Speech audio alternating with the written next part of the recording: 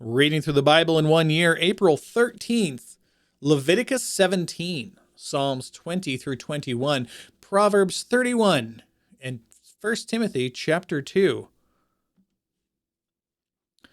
Then the Lord spoke to Moses, saying, Speak to Aaron and to his sons and to all the sons of Israel, and say to them, This is what the Lord has commanded, saying, Any man of the house of Israel who slaughters an ox or a lamb or a goat in the camp, or who slaughters it outside the camp, and has not brought it to the doorway of the tent of meeting to present it as an offering to the Lord before the tabernacle of the Lord, blood guiltiness is reckoned to that man. He has shed blood, and that man shall be cut off from among his people. It's treated as murder. Why? Because it's just one of those other animals? Because God is very specific on what should be sacrificed and when. What should be slaughtered? The reason is that, the reason is so that the sons of Israel may bring their sacrifices when they were sacrificing in the open field, that they may bring them to the Lord at the doorway of the tent of meeting to the priest, and sacrifice them as sacrifices of peace offerings to the Lord. It was being treated like it was being sacrificed to false gods. So that's what it was. The priest shall sprinkle the blood on the altar of the Lord at the doorway of the tent of meeting, and offer up the fat and smoke as a soothing aroma to the Lord. They shall no longer sacrifice their sacrifices to the goat demons, with which they play the harlot. This shall be a permanent statute to them throughout their generations. Then you shall say to them, Any man of the house of Israel, or from the aliens who sojourn among them, who offers a burnt offering or sacrifice, and does not bring it to the doorway of the tent of meeting to offer to the Lord, that man also shall be cut off from his people. And any man from the house of Israel, or from the aliens who sojourn among them, who eats any blood, I will set my face against that person who eats blood, and will cut him off from among his people. For the life of the flesh is in the blood, and I have given it to you on the altar to make atonement for your souls. For it is the blood by reason of life, for it is the blood by reason of the life that makes atonement. See why they're doing all those things with the blood, putting the blood on the ear and on the thumb and on the big toe to symbolize completely covering people. This is why it's the blood of the atonement of Christ that is referred to so much, not only in song, but also in Scripture as a holy thing. It's because of this. It is the blood by reason of the life that's in it that makes atonement. So when the blood falls out or comes out or is slaughtered or is captured, that is the life that is being used to atone for the sins of the people. So, therefore I said to the sons of Israel, No person among you may eat blood, nor any alien who sojourns among you eat blood. So, when any man of the sons of Israel, or of the aliens who sojourn among them, in hunting, catches a beast or a bird which may be eaten, he shall pour out its blood and cover it with the earth. As for the life of all flesh, its blood is identified with its life. Therefore I said to the sons of Israel, You are not to eat the blood of any flesh, for the life of all flesh is its blood. Whoever eats it shall be cut off. When any person eats an animal which dies or is torn by beasts, whether he is native or alien, he shall wash his clothes and bathe in water, and remain unclean until evening. Then he will become clean. But if he does not wash them or bathe his body, then he will bear his guilt. And that's all the notes. Let's move on to Psalms 20 through 21.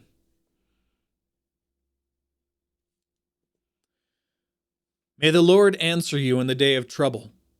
May the name of the God of Jacob set you securely on high. May he send you help from the sanctuary and support you from Zion. May he remember all your meal offerings and find your burnt offering acceptable. May he grant you your heart's desire and fulfill all your counsel. We will sing for joy over your victory, and in the name of our God we will set up our banners. May the Lord fulfill all your petitions. Now, I know that the Lord saves his anointed. He will answer him from his holy heaven with the saving strength of his right hand. Some boast in chariots and some in horses, but we will boast in the name of the Lord our God. They have bowed down and have fallen, but we have risen and stood upright. Save, O Lord. May the King answer us in the day we call. Psalm 21. O Lord, in your strength the King will be glad. And your salvation, how greatly he will rejoice. Rather, in your salvation, how greatly he will rejoice. You have given him his heart's desire, and you have not withheld the request of his lips. For you meet him with the blessings of good things. You set a crown of fine gold on his head. He asked life of you, and you gave it to him. Length of days forever and ever. His glory is great through your salvation. Splendor and majesty you place on him. For you make him most blessed forever. You make him joyful with gladness in your presence. For the King trusts in the Lord, and through the loving kindness of the Most High, he will not be shaken. Your hand will find out all your enemies. Your right hand will find out all those who hate you. You will make them as a fiery oven in the time of your anger. The Lord will swallow them up in his wrath, and fire will devour them. Their offspring you will destroy from the earth, and their descendants from among the sons of men. Though they intended evil against you and devised a plot, they will not succeed. For you will make them turn their back. You will aim with your bowstrings at their faces. Be exalted, O Lord, in your strength, and we will sing and praise your power. Now Proverbs 31.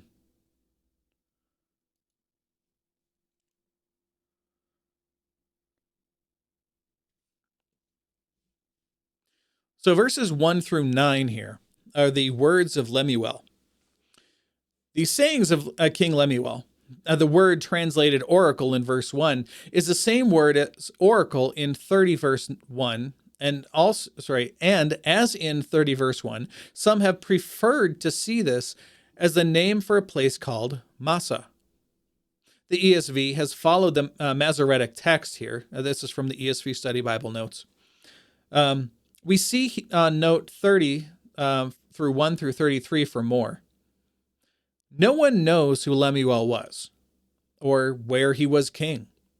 Most suppose that he was not an Israelite, which is consistent with the fact that the words for son in 31 verse 2 and kings in verse 3b have Aramaic spellings, and with the absence of the special name Yahweh, the covenant God of Israel, from any of these sayings. The purpose of verses 2 through 9 is to instruct in what the ideal human king ought to look like. He is judicious personally, so that he may attend well to protect others through justice and compassion. This description runs contrary to ordinary evidence. Now, as in Bible times, where power is often pursued and used to the gain of the individual rather than for the sake of those being led.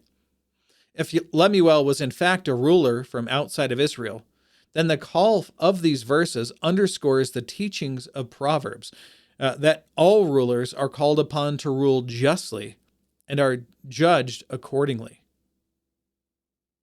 Let's go on. Verse 1. The words of King Lemuel, the oracle which his mother taught him. What, O my son? And what, O son of my womb? And what, O son of my vows? Do not give your strength to women, or your ways to that which destroys kings. It is not for kings, O Lemuel. It is not for kings to drink wine, or for rulers to desire strong drink. For they will drink and forget what is decreed, and pervert the rights of all the afflicted. Give strong drink to him who is perishing, and wine to him whose life is bitter. Let him drink and forget his poverty, and remember his trouble no more. Open your mouth for the mute, for the rights of all the unfortunate. Open your mouth and judge righteously and defend the rights of the afflicted and the needy. This is also a section that's used by Christians everywhere to remind us to speak for those who cannot speak and to act for those who cannot act. If it's within our power to do so, to do good, then we are required to do good because of that.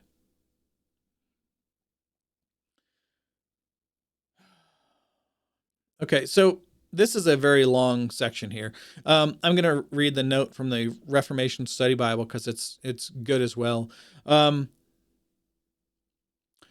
some include verses 10 through 31 in the words of King Lemuel, but they are better taken as a concluding poem for the entire book.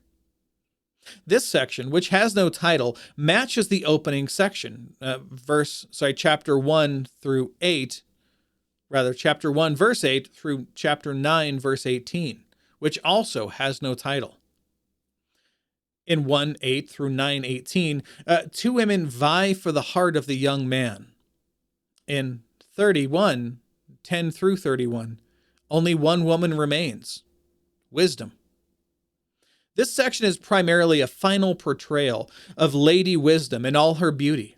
Secondarily, it is a poem extolling the virtues of a wife who exemplifies the principles of wisdom, both practically and spiritually. The sequence of virtues is governed more by the demands of the acrostic, the first word in each verse beginning with successive letters of the Hebrew alphabet, than by logic. Yet the overall effect is of a coherent description of a woman beautified by her virtues of practical wisdom and charity. That the household described is well-to-do underscores the rewards of wisdom. An excellent wife, who can find? For her worth is far above jewels. The heart of her husband trusts in her, and he will have no lack of gain. She does him good and not evil all the days of her life. She looks for wool and flax, and works with her hands in delight. She is like merchant ships. She brings her food from afar. She rises also while it is still night, and gives food to her household, and portions to her maidens. She considers a field and buys it. From her earnings she plants a vineyard. She girds herself with strength, and makes her arms strong. She senses that her gain is good. Her lamp does not go out at night. She stretches out her hands to the distaff, and her hands grasp the spindle. She extends her hands to the poor. She stretches out her hands to the needy. She is not afraid of the snow for her household, for all her household are clothed with scarlet. She makes coverings for herself. Her clothing is fine linen and purple. Her husband is known in the gates, and when he sits among the elders of the land, she makes linen garments and sells them, and supplies belts to the tradesmen. Strength and dignity are her clothing, and she smiles at the future. She opens her mouth in wisdom, and the teaching of kindness is on her tongue. She looks well to the ways of her household, and does not eat the bread of idleness. Her children rise up and bless her. Her husband also, and he praises her, saying, "Many daughters have done nobly, but you excel them all." Charm is deceitful, and beauty is vain, but a woman who fears the Lord, she shall be praised. Give her the product of her hands, and let her works praise her in the gates. Let's go on to 1 Timothy chapter 2.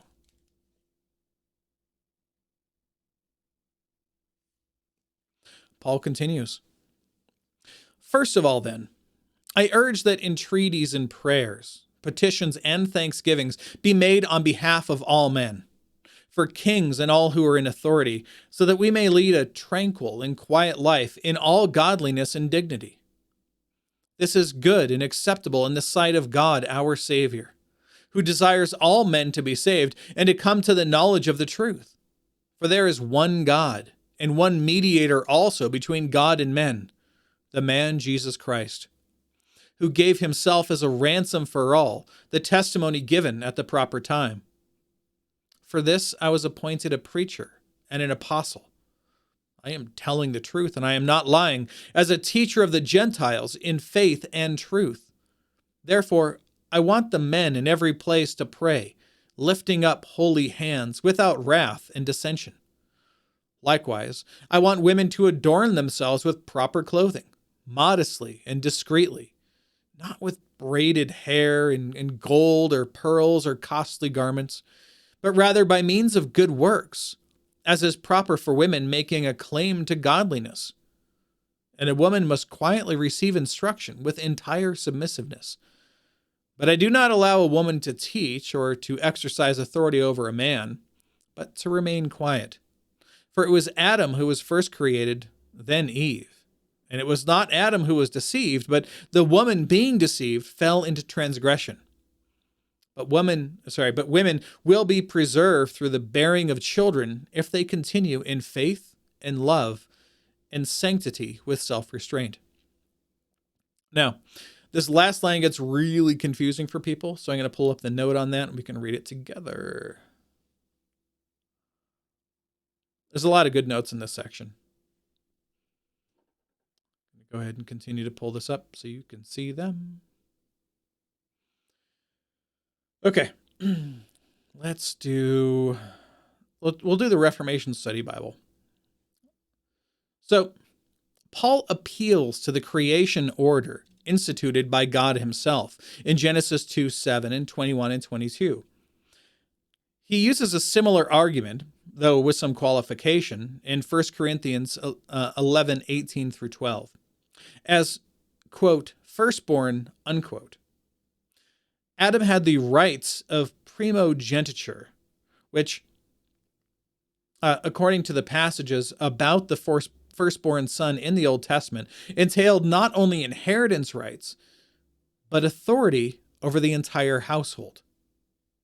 The fact that the apostle appeals to the created order is strong evidence against seeing this teaching about the role of women in the church as limited only to the particular circumstance in Ephesus. From the beginning, Paul teaches in Ephesians 5:22 through 30 that God designed husbands to lovingly lead their wives, and for wives to submit themselves to their husband's authority. For by this, believers illustrate the relationship of Christ, our husband, and the church, his bride, found in Ephesians 5:22 through 30. In the church, his relationship is illustrated by the intelligent submission of both women and non-ordained men to those men who have been appointed to the office of elder.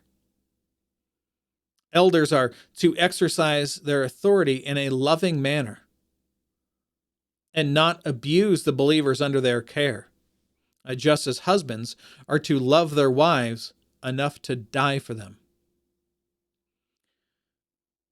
Now, regarding 2:14, where it was not Adam who was deceived, but the woman being deceived fell into transgression, Paul again alludes to Genesis, this time to the account of the fall.